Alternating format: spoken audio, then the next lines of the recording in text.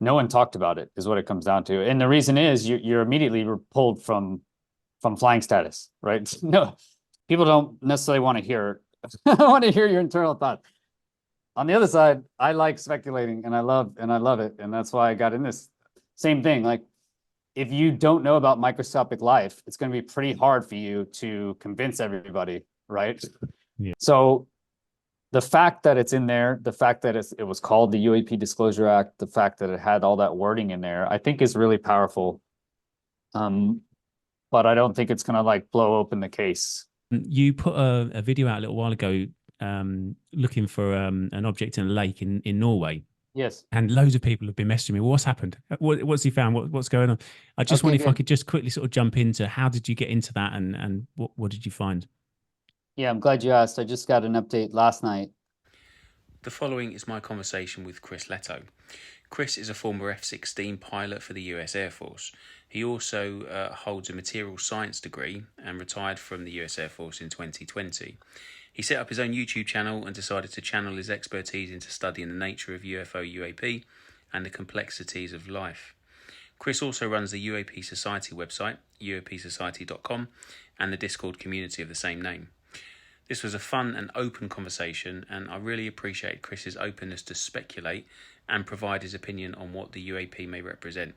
So, the following is my conversation with Chris Lehto.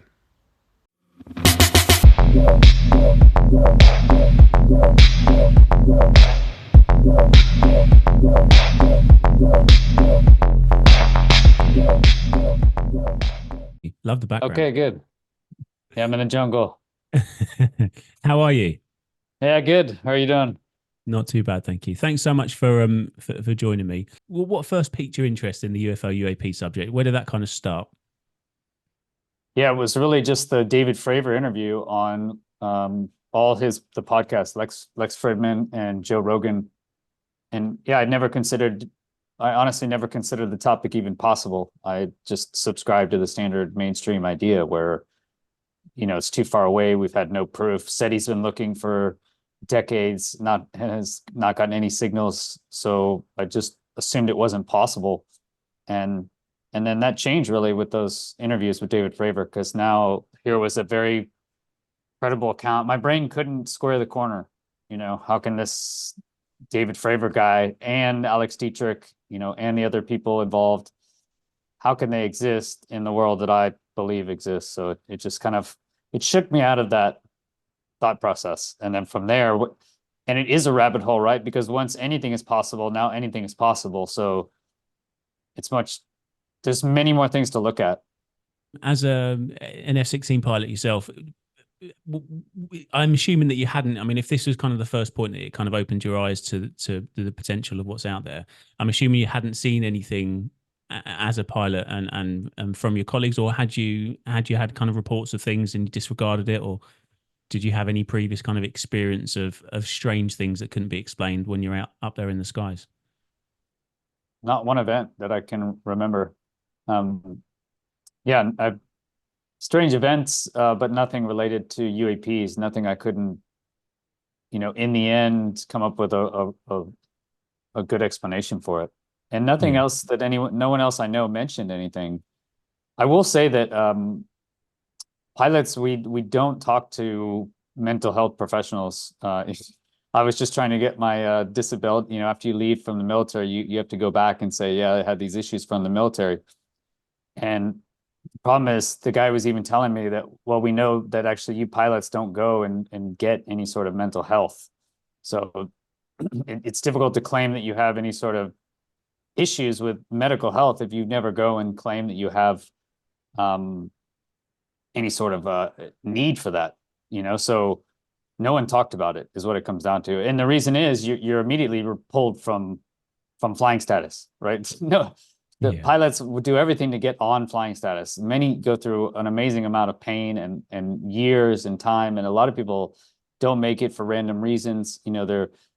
They'll have they're colorblind. I know personally many people who are just colorblind. And so they didn't even know really that they were colorblind until they went to get tested. And so they're thrown out. I have a good friend that actually, he'd love it. He wanted to fly when he was a kid and he just couldn't. So there's all these many issues. Once you actually get to flying status and you're actually flying, many of these people are living their dreams. The last thing they want to do is go self-report some issue. You know, they'd rather their arm fall off than report these things. So nobody talked about it. I never heard anyone talk about it, and no one came up to me in confidence and said, hey, I saw this crazy thing. A good example of that is Max Afterburner. He's another YouTuber, he actually did fly F-16s at one point. I think he was an F-15 pilot, Strike Eagle, and he went to Thunderbirds, and Thunderbird is an F-16. So that's how he flew the F-16 or trained to fly in it. And his channel is quite mainstream. And he doesn't talk about UAPs really. He talks about mainstream flying, you know, fighting, sort of standard stuff. And he did have a UAP experience. He did have a really interesting experience. He was flying a low level, and he said he saw this explosion basically implode. It was the opposite of an explosion. He's like, it went the opposite direction and imploded. It was just a split-second thing while he was flying this low level. And he has brought that up on his channel, but even then he doesn't seem to really subscribe to UAPs. You know, even seeing it isn't really going to change his impression or anything. He just reported this interesting thing, but that's where it stopped. So no, I didn't see anything. Sorry, long answer. No, that's cool. Okay. What do you make of how things have shifted? Because I'm over in the UK, and there's not, we don't have the same level of kind of reporting on this subject now as we see in America. So we're getting a lot of our information from the US, mostly from the US. I say sort of 90% of it. It's slowly drip feeding into media here, but it is mostly still over there. But I'm interested in your take on why there has been the shift in narrative, because there's always been the stigma. It's always been seen as this silly subject, certainly by officials, and now it's kind of, we're certainly not getting this is what it is, but we're at least getting now there is something, and we are seeing something that is interfering with our military training and stuff like that. Why do you think that we have got this shift? Have you got any kind of take on it? Yeah, my own personal opinion, I guess, is that it's just a decentralized communication. You know, in the past, David Fravor, because for me, it was really the David Fravor changed the game. I think that case, the article in the New York Times, Leslie Kean and Ralph Blumenthal and Helena Cooper. I think what happened is you just had people like David Fravor. So imagine this happened in the past. The reason David Fravor came out is because that video had already leaked, right? He was already on the internet. He found it. It'd already been on the internet for several years. And so that's when David Fravor saw it. And once it's already leaked now, I think it made it more possible for them to come out. If you see David Fravor, he doesn't seem like he ever wanted to speak about this stuff. He definitely wasn't interested, and he's still not interested in UFOs or UAPs from what I understand. I've never interviewed him actually. But I think it's really the decentralized media, because if you think about it, before we got the internet and before we had this kind of person-to-person connection, just really instant connection all around the world, David Fravor never would have seen that thing leaked. You know, he wouldn't have talked to these other people. I don't think he'd ever would have linked up with them, especially in the military. People are moved all the time. And then based on that, he really had, for whatever reason, came out and actually felt he was able to speak about it in public. And I think in the past, you just wouldn't have seen that people were much more isolated. Your information only would come from the main news sources. And as we're seeing now, the main news sources appear to be just completely corrupted. Your main media, at least the editors, there's certain people, humans in these organizations that have, the power positions. And if you can just get to those people now, and unfortunately, our intelligence agencies have become very good at this over the last 100 years. Now you can affect the mainstream media. So I think it would have been easy to keep it under wraps, a lot easier in the past, just because people were isolated. And now we have decentralized media. And I think this is just changing the game now. I think it's the governments, those organizations can't keep the information so tied up. They can't, it's much more hard to misinform the public now that we're all linked, and we can cross check with many other people. So the UAP Disclosure Act, the Rounds-Schumer Amendment, it looks like it's kind of onto the final phase now. I know you've covered this a bit on your channel. What do you make of it? I mean, do you feel positive about what's kind of left in it, or do you think that it's not going to help much? What are your kind of thoughts on it?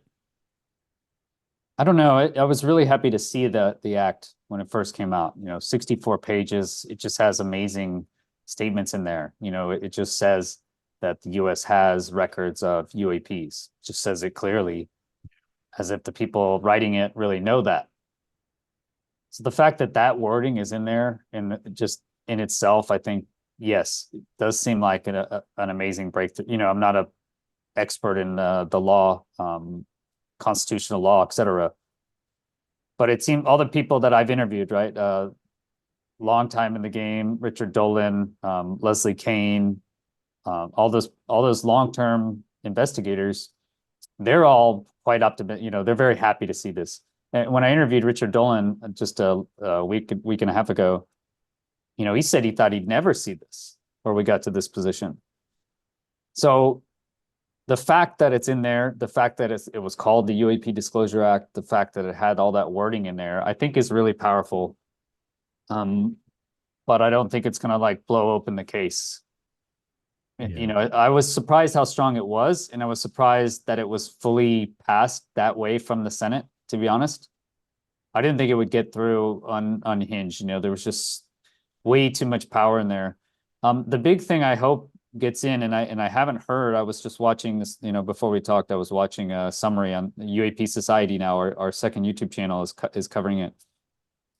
And I didn't hear if the subpoena was still in there, if the subpoena power, because for me, that's the most important. Yeah. I think the only way we're going to get further in this is it's going to have to be like open hearings where you really subpoena some of these people. That guy, David Wolf, I would love to see him up there. David Wolf, he was named by Chris Sharp's article,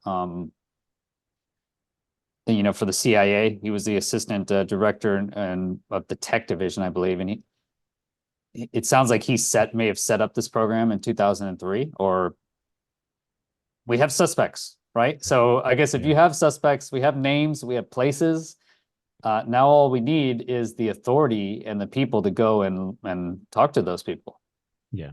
Absolutely. I would love to see them subpoena. I would love to see that guy, David Wolf, subpoenaed up there. I would love to see the CIA director. How amazing would that be to get the CIA director up there? He's a person. Yeah.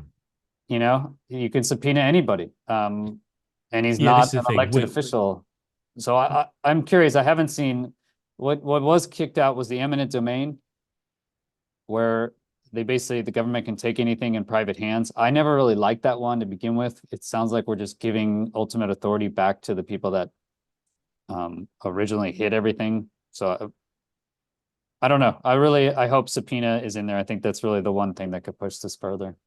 Yeah. No, I completely agree. And I think if you've got an investigation into, if you look at it like a criminal case, if you've got suspects, you want to be able to bring those suspects into it to question those suspects, and that provides you further evidence, isn't it? And if you've kind of got this is who we think it is, this is the suspect, but we can't talk to them, that's the end of the investigation, isn't it? So it's a really powerful part of the legislation. I completely agree with you. I think it's really important. And maybe it's good that no one's mentioning it, because I hope that slides through. And I don't even want to mention it on my main on my main channel. So I hope if it's in there. I haven't heard that they took it out. Because when you see Chuck Schumer talk about it, he mentions the JFK. We're modeling it after this program, and he says the program's been very successful. And I don't know if he really believes that, or if he's just lying. Does he really think the JFK, was successful? Because in 1992, the Congress says, hey, you got to release all this by 2017. It hasn't happened. They said it's very successful. We've released most of the files, and That's the same, like you just asked. It's just like, if the government was investigating one of us for a crime, would they accept that as an answer? Oh yeah, it's a great success. I'm definitely innocent. I gave you most of the information. Like, where I was on that night most of the time. Yeah. It's like, Yeah. so I Yeah, if wouldn't you can call that a withhold big. it. I wouldn't call that a big success, honestly. I think it's a great way. To be fair, we did get some information. We did get some, like out of all the thousands of files that they were forced to release, we did find Oswald's name on many of those files. So I guess they couldn't redact it enough, or his name was on too many files. So there was, after what is that, 31 years? After 31 years, we've gotten a small part of the truth that we all suspected and knew, essentially, right? But we don't know who did it. And chances are the CIA did do it, but who in the CIA? Is it really just the CIA? Was it anyone else? Was it linked? And that information hasn't been released, and it's been 31 years. So the fact that Schumer Act was killed, again, we have to remember, these are the same people that set all this stuff up. And they were briefed years ago. These senators and their aides were briefed on this at least a year ago, according to David Grush. He said the biologics people came in there, or at least in the past year. So they have all the information, and they have the security clearances and the power to go and actually look. Yeah. Yeah. So on the other instances, why haven't they looked? Why haven't they done what should have been done in the past year? So I don't think this act or these laws coming out of the government is going to really do anything. I think it really is going to be coming from people, from the main grassroots organizations, and the way you motivate that is through hearings, changing people's perceptions. Yeah, absolutely. Do you have any, excuse me, do you have any kind of a take on I know it's a broad question, it's quite speculative, but from the research that you've done, from the people that you've spoken to, and from what you've seen, whilst researching, have you kind of narrowed down your kind of opinion as to what the UAP represent? We get lots of different takes on this, and kind of old school is extraterrestrial, and we're hearing a lot more about sort of consciousness and about things here and ancient civilization, all sorts of different things. And it's a very loud, kind of messy world out there in UAP world with theories. Have you kind of narrowed down yours at all to what this could be? Yeah, I mean, at the end of the day, like when I asked Leslie Kean kind of that same question, what do you think it is? And she said, it doesn't really matter what I think. She wouldn't tell me, actually. She wouldn't speculate. And I do respect that. And I see why she doesn't now, because they can always go back and say, you're supporting this. Yeah. If you look at right now, I'm in the midst of this MH370 video whatever saga, where it comes out and then it looks obviously debunked, and then it looks, well, that wasn't so powerful, and then just this morning now I see another video from Jonas, and he's saying, hey, here are the actual the cloud photos on my hard drive. I took them on my camera. So there's this, when you're looking into stuff, right? Nobody wants to see the background. Nobody wants to see that messy things going on in the background. When you think about a movie, right? A real movie, if you look at a real movie being made, it looks ridiculous, right? I mean, it's just people standing out in the woods just talking. But now when you look at the final product, it's got this music on it, and it's the lighting's done correctly, and it's in this storyline, and so now all of a sudden it's this amazing immersive experience, and we believe it, and now you don't even know, these people are acting, but you don't really care. So people want to see the final movie version, right? Where everything's done. They don't have to do any work. They don't want to, they don't want to realize that it's in the real world. We've been kind of Hollywoodified. So anytime you show any sort of investigating going on, it looks much messier. It's more like, being filmed, the movie just being filmed as it's going on. You know, your James Bond movie is going to look a lot less cool if someone's just filming it on an iPhone as they run by, you know? Yeah. So in that instance, people don't necessarily want to hear want to hear your internal thoughts. On the other side, I like speculating and I love it. And that's why I got in this. One of the reasons is I really want to, I love trying to predict the future and trying to speculate on what's going to happen. And the one thing I will say is, that, you know, shake and loose, when I was talking about seeing Fravor, and that really opened my mind, is, well, you know, once that happens, you realize there's many, many more options than there is truths, you know? So the world we live in now is, at least up until, at least the world I lived in, was very materialistic. It was very set. It was very understood, right? And that's what everyone says, that we understand how the world works in these simple terms. You know, humans are greedy. We blame the actions of Russia. We blame on Putin, right?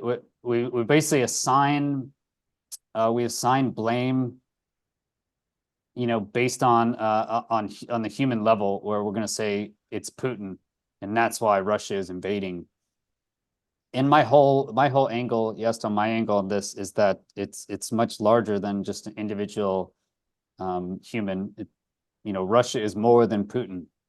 Russia is much more than just one man. I mean, obviously, but in our mind, right, you assume that Putin is out there running is the movie, right? We get a movie idea in our head that somehow there's this dictator and he's running the whole show, and based on his own personal whatever dreams and aspirations and ambitions, you know, this is the war we've gone in. It's all movieized. But I think the real truth is much weirder, deeper, and elusive than we consider. And it could be any one of those directions, you know. So that's where it's super wide open. So I guess that's a long preface to my own personal view, and it's speculation, is that it's a much larger system. And I've brought it up many times on my videos. People, they get upset when you talk about any sort of woo. You know, if you go outside of what people know, they don't like it. If you think about any sort of learning in general, you know, learning is changing your viewpoints. That is a change. So learning is changing, and changing is difficult, right? Changing is hard. The little neurons in your brain have to go a different path. You know, something else has to fire. You have to change everything else, right? My worldview changed. So now I have all these speculative options that are available to me now. So for me, going back is, when we look down, I really think Galileo, he looked up, right, and found that there are other planets. I don't think we've really internalized what that means. We did internalize microscopic life. So we have looked down into using, again, this is lens technology, right? You can't see a microbe. No human has ever actually seen a microbe that I understand, you know, using their eyes, our normal systems. So we use technology, essentially. We're using a form of technology to interact with the microscopic world, right? We're using these lens technologies to actually observe them.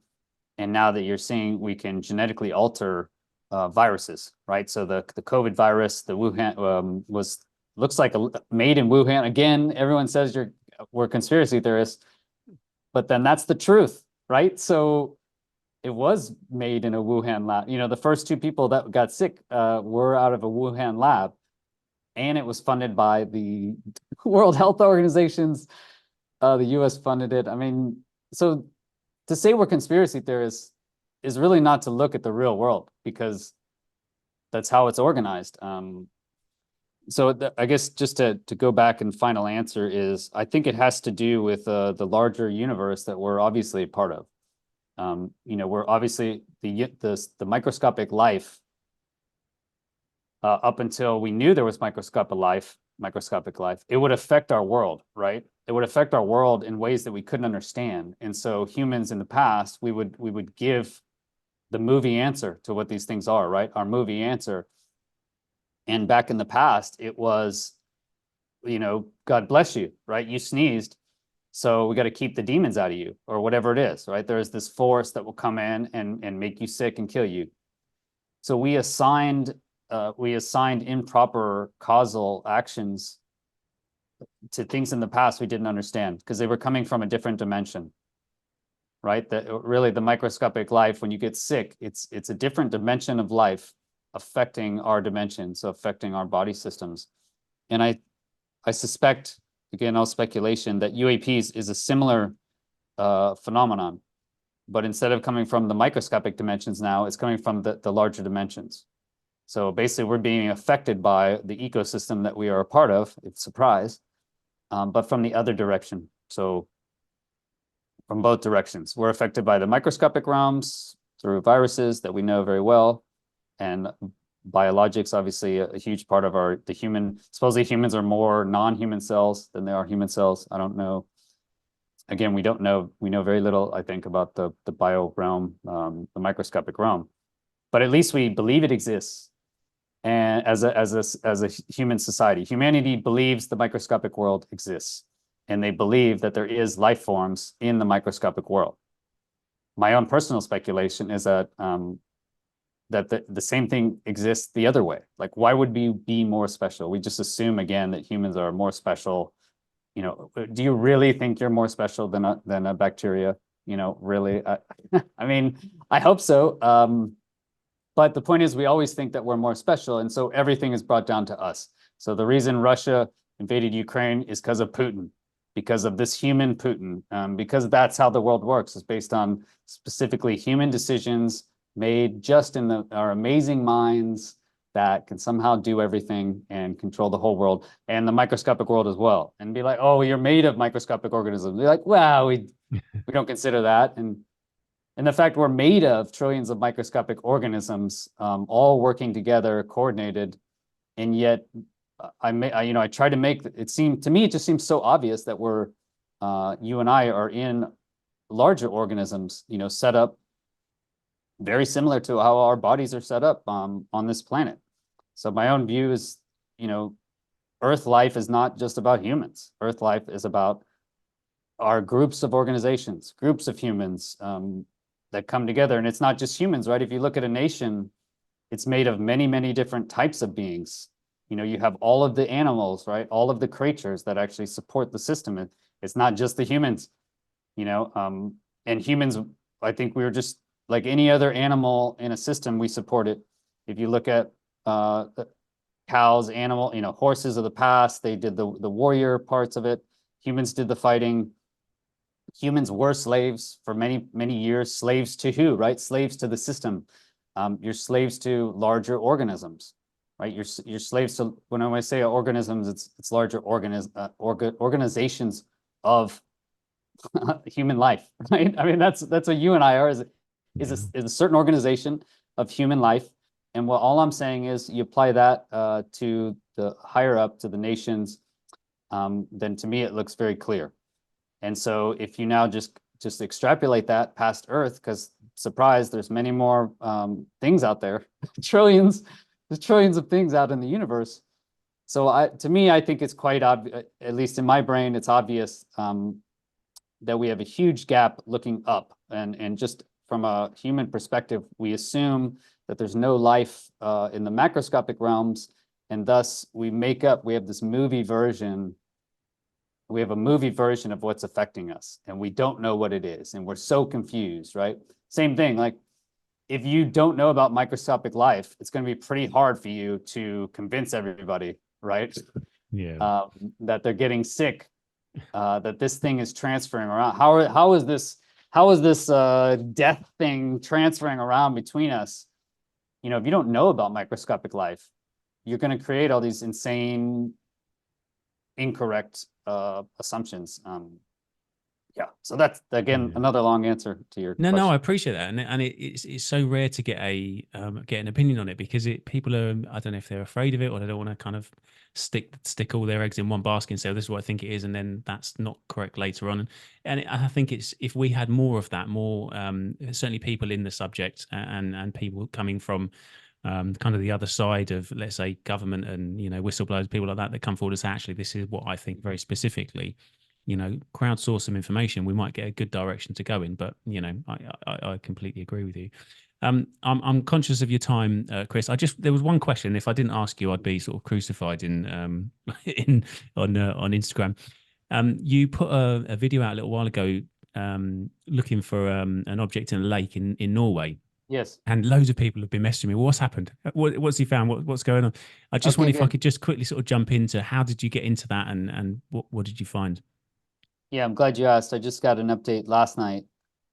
So that was from Norway, and really that's from the crew up there, Project Hestalen. So there's a group of motivated, dedicated citizens out there, these normal people, and one of them is Rune, very interesting guy, a friend of mine. He's a black metal guitarist in his in his free time, and he's a photographer, wedding photographer of all things. Right, so just a amazing guy, character, and he has set up a few expeditions. The second expedition went out to a lake in Norway called Djupsjøen Lake, and it's up near Hestalen, about 30-minute drive, 45-minute drive from Hestalen. I'm sure people have heard of that. And the reason is, in Scandinavia, I didn't know about anything in the UFO world, and I think people in the US at least knew even less about the ghost rocket phenomena. The ghost rocket phenomena started back in, I believe it was the 30s and 40s at least.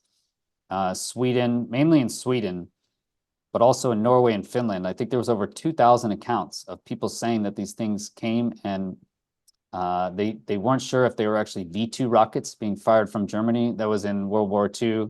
They thought that was a lot of accounts. After the war, though, they found that actually they didn't have V2 rockets actually fired from those bases, they thought. So 2,000 accounts of objects coming in, a lot of them landing in lakes. And what's interesting about ghost rockets is normally you hear from UAP accounts or UFO accounts, there's no sound. People say normally it's weird that there's no sound. That's an interesting kind of trend.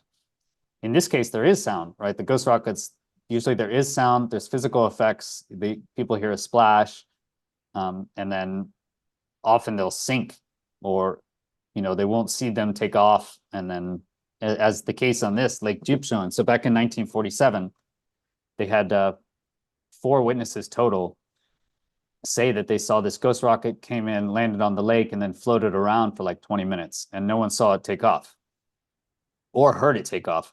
In 47, this is the Arctic. I mean, it's intense area. I went up there; it was freezing cold. You're in the Arctic weather conditions. So they're cutting the grass. It's actually it's not like they're just cutting the grass to make it look nice. This is to really, it's the harvest so that they don't die. So they actually did that, and then look up and the object's gone. Not in the lake. They didn't hear it take off. And so the guy, Bernard Soley, he ends up being the mayor, one of the witnesses. So he's a large figure in the area.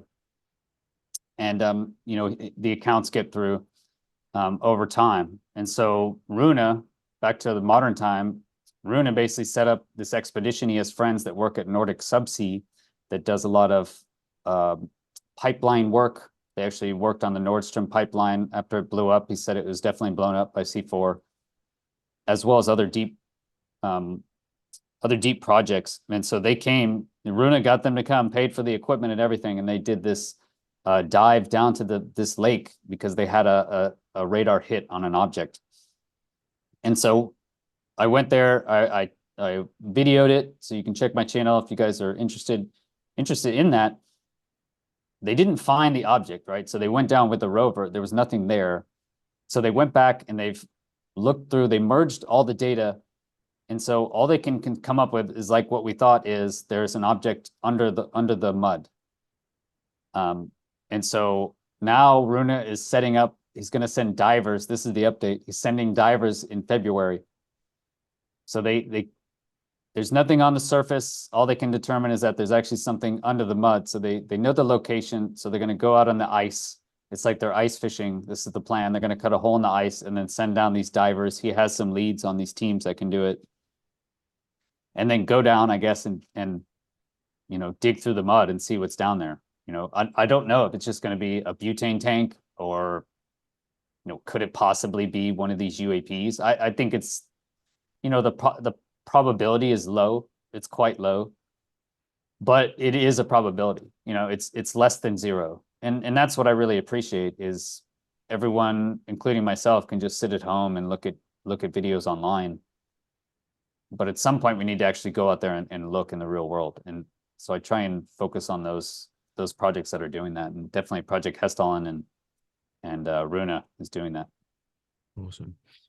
Superb. Well, Chris, I really, really appreciate your time. Thank you so much for talking to me. Just before you go, where would be the best place for people to come and sort of keep track of you and your work and stuff? Where would it be? Your YouTube channel, do you think, or what are some of the platforms that you're on at the moment? Yeah, I post primarily Lehto Files YouTube, and we also have a UAP Society YouTube that we started. That's it's a group account. The moderators run it, so if people want to get involved and want to get interviewed online, that's what they've been doing on UAP Society Discord. So that's probably the funnest way to get involved in the community that I'm a part of. Or they can go to Lehto Files on YouTube or Instagram, like you mentioned. I'm starting to post there, and X. Those are the main platforms. Awesome. Nice one. Well, thanks again, Chris, and I hope you have a great rest of your day, buddy. Yeah, thank you, Jimmy. Yeah.